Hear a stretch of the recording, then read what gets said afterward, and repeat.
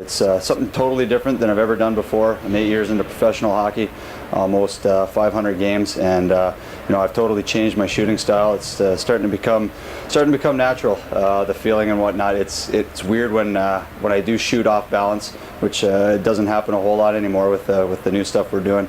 I'm totally centered, totally balanced, and I can really feel it now. The difference between when I shoot my old way and I do fall off, I know right away that I need to correct it because it's starting to feel natural, the new way of shooting.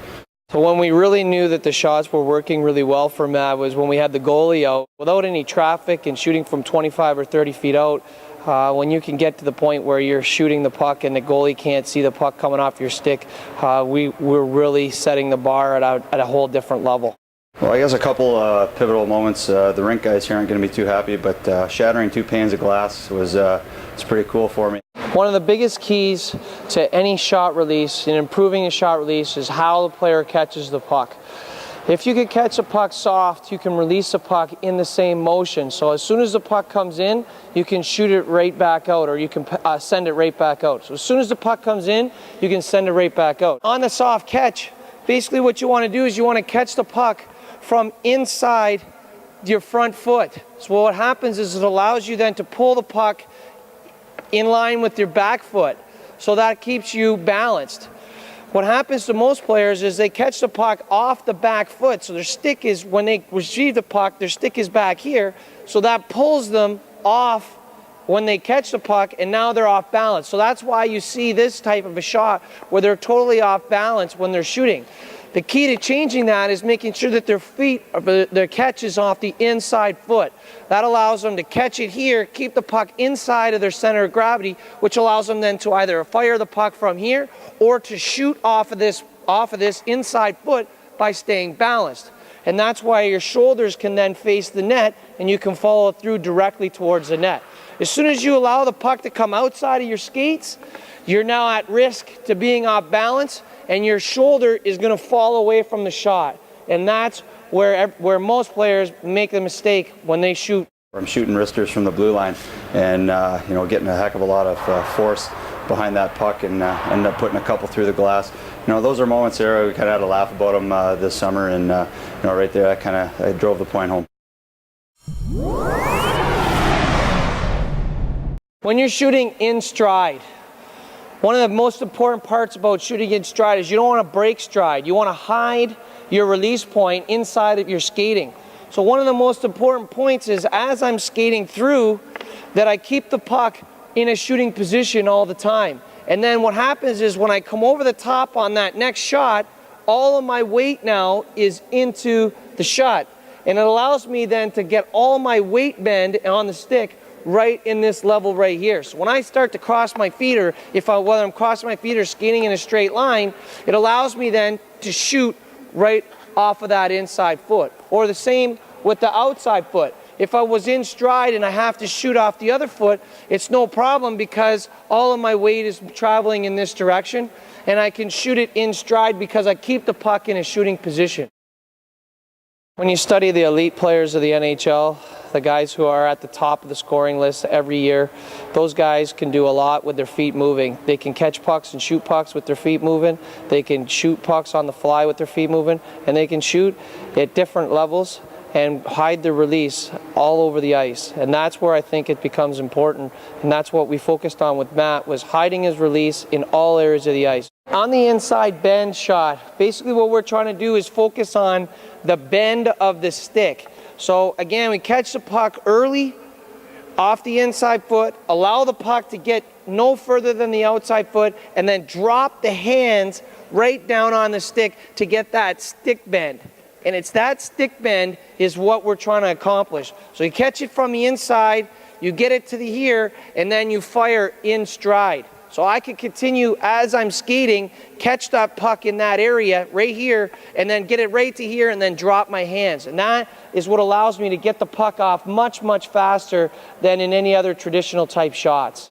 On the two-touch is a very applicable skill. It happens all the time where players on his off wing, but he hasn't had a chance to open up yet, and the pass is coming early and it's ahead of him.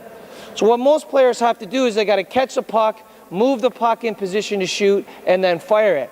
What a two-touch does is it allows you to again shoot in stride, and again you're catching the puck off the front skate, allowing it to get to here, and what happens is you pull the puck back and step right into the shot on the next step. And that's the most important part, is being able to catch it clean, pull the puck back into this area right here just off the front skate. So now when I step, my step right here, by having the puck right off this inside skate, that's what allows me to bend my stick and really fire it. A two-touch is a very, very aggressive shot and has one of the best shot releases that you can have in that type of a situation. The inside thrust, this is the reason why I call it a thrust, is because that's exactly what's happening. What you're doing is you're propelling yourself forward into the shot. And this is what separates the guys who shoot really well off the inside foot and the guys who fall off the inside foot. What separates them is how aggressive they are with their skating that allows them to propel themselves forward. So what basically happens is the player has the puck out in front of him, and he thrusts himself right into the shot. And by thrusting himself, that's what creates that pace. And that's why we call it the inside thrust. It's a shot off the inside leg, but what it does is it allows you, because you're thrusting into it, is to bring all of your weight and transfer it onto the stick. And that's why it becomes such a very hard shot and tough for the goalie to pick up, because you can hide the release point. One of the more important shots is being able to drag the puck or change the angle of the puck. When we started with Matt, this was one of the first shots that we taught him, because I wanted him to understand how important it is to pull the puck 6, 8, 10 inches in towards his body and drop his hands into the shot. Now, as we got going and he got very good at being able to pull the puck in towards his body, drop his hands, and follow through, he felt the pace difference by doing that. Now, he doesn't realize initially that by moving the puck 8 to 10 inches, it really dramatically changes the angle of the goaltender. Now, it's one thing to be able to have a shot from 25 and 30 feet out that's an aggressive shot that makes it either hard to handle for the goalie or that you can beat him clean with.